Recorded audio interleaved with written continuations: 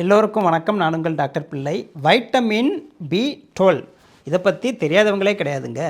உடம்பில் நரம்பு பிரச்சனை இன்றைக்கி ரொம்ப அதிகமாக இருக்குது. கை கால் மூட்டில் வலி, தசையில் வலி, எல்லாத்துக்கும் காரணம் அந்த நரம்பு தான். அப்போ இந்த நரம்பு பிரச்சனை வர்றதுக்கு காரணம் இந்த வைட்டமின் B12 தான். அதனால தான் நரம்பு பிரச்சனை வந்தவங்களுக்கு B12 மாத்திரையாவோ இன்ஜெக்ஷனாவோ போடுற வழக்கம் இருக்குது. இன்றைக்கி மருந்து மாத்திரை இல்லாமல், ஏன் மருந்து மாத்திரையை விட பல மடங்கு சூப்பரான எஃபெக்டாக உள்ள வைட்டமின் B12 நிறைஞ்ச இயற்கையான சைவ அசைவ உணவுகளை பார்த்துடலாம் வாங்க. வைட்டமின் B12 ஒழுங்காக உடம்புல கிடைக்கணுன்னா புரத உணவும் சேர்த்து சாப்பிட்ணும். முதல்ல பார்த்தீங்கன்னா அசைவத்தில் என்னன்னு சொல்லிடுறேன். லிவர் தாங்க.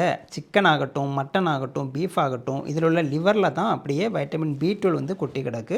இந்த ஈரலை ஹெல்த்தியாக சமைக்கிறதுக்கான ஒரு சூப்பரான ரெசிப்பியை என்னோட புது யூடியூப் சேனல் டாக்டர் பிள்ளை ஃபுட் ரெசிபி தமிழ் அதில் போட்டிருக்கேன். இந்த வீடியோவோட லிங்கை என்னோட கமெண்ட் செக்ஷன்லையும் டிஸ்கிரிப்ஷன்லையும் போட்டிருக்கேன். ரெண்டாவது மீன்கள், இதில் சூர மீன் ஆகட்டும், சால மீன் ஆகட்டும், நெத்திலி மீன் ஆகட்டும், இதிலெல்லாம் உங்களுக்கு B12 அதிகமாக இருக்குது. முட்டை, இதில் வெள்ளைக்கரு இல்லைங்க, மஞ்சக்கரில் தான் B12 அதிகமாக இருக்குது. பால், தயிர், சீஸ் மாதிரி பால் சம்மந்தப்பட்ட பொருட்கள் எல்லாத்துலேயும் உங்களுக்கு வைட்டமின் B12 கிடைக்க தான் செய்யுது. இது எல்லாமே அனிமல் சார்ந்த விஷயங்கள். இப்போ வெஜ்ஜு பிளான்ட் சார்ந்த விஷயத்தில் B12 இதில் இருக்குதுன்னு பார்க்கலாமா? செரல்ஸ் இருக்குல்ல, அதில் இருக்குது. சோயா மில்க்கு, ஆல்மண்ட் மில்க்கு, இதிலெல்லாம் வைட்டமின் B12 இருக்குது. ஒரு வகையான ஈஸ்டில் இருந்தும் இது கிடைக்குது நமக்கு. புரதம், நல்ல கொழுப்பு, இரும்பு சத்து, இந்த மூணும் உடம்புல இருந்தால் தான் B12 அப்சார்ப்ஷன் வந்து நல்லாயிருக்கும். நம்ம உடம்புக்கு தேவையான நார்மலான வைட்டமின் B12 அளவு என்னன்னு பார்த்துடலாமா? தோராயமாக ஒரு 200லேருந்து 900 pg/ml இருக்கணும்னு சொல்கிறாங்க. ஆனால் ஆவரேஜாக பார்த்தீங்கன்னா 300 pg/ml கண்டிப்பாக உடம்புக்கு தேவை. 150லேருந்து 200 இருந்தாச்சுன்னா அது ஒரு பார்டர் லைன் சொல்லுவோம். 150க்கு கீழே போயாச்சுன்னா கண்டிப்பாக அது மோசம், டெஃபிஷியன்சி ஆகிடும். 100க்கு கீழே போனால் சிவியர் டெஃபிஷியன்சி, ரொம்ப கஷ்டங்க. வைட்டமின் B12 உடம்புல கம்மியாக இருக்குது எப்படி தெரிஞ்சுக்கிறது? முதலாவது சிம்டம் பார்த்தீங்கன்னா ரொம்ப டயர்டாக இருக்குது, வீக்காக இருக்குது. என்ன தான் நம்ம நல்லா சாப்பிட்டாலும், என்ன தான் நம்ம தூங்கி எழுந்தாலும் எப்பவும் ஒரு மாதிரி டயர்டாக இருக்க மாதிரி இருக்கா? கண்டிப்பாக B12 வந்து செக் பண்ணி பாருங்கள். ரெண்டாவது பார்த்தீங்கன்னா நரம்பு சம்மந்தமான பிரச்சனைகள், கை காலில் நரம்பு வலியாகட்டும், ஒருமே பின் குத்துற மாதிரி வலியாகட்டும், ஒருமே மரத்து போன நம்னஸ் வலியாகட்டும், இதெல்லாமே B12 கம்மியாக வரக்கூடியது தான்.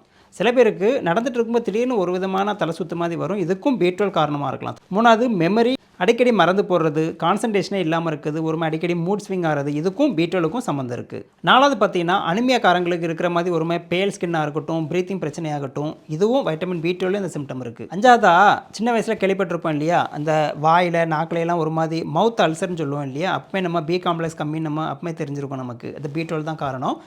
வயிற்றில் அல்சர் பிரச்சனை இருந்தாலும் வாயில் அது ரிஃப்ளெக்ட் ஆகும். B12 கம்மியாக இருக்கும்போது வயிற்றுலையும் வரலாம், வாயிலையும் வரலாம் அல்சர். அப்போ இந்த 5 முக்கியமான சிம்டம்ஸ் வந்து வைட்டமின் B12 குறைபாட்டினால வரக்கூடியது. என்ன தான் B12 வெஜ்ஜு நான்வெஜ்ஜு நான் சொன்னாலும் முக்கியமான சோர்ஸே பார்த்தீங்கன்னா நான்வெஜ் தாங்க. வெஜ்ஜில் இருக்குது, ஆனால் அளவு 10ல் 1 மடங்கு தான் இருக்குது. அப்போ இந்த வைட்டமின் B12 டெஃபிஷியன்சி உள்ளவங்களுக்கு டாக்டர் மருந்து மாத்திரைகளை எழுதி கொடுப்பாரு, வெஜிடேரியனாக இருந்தால்.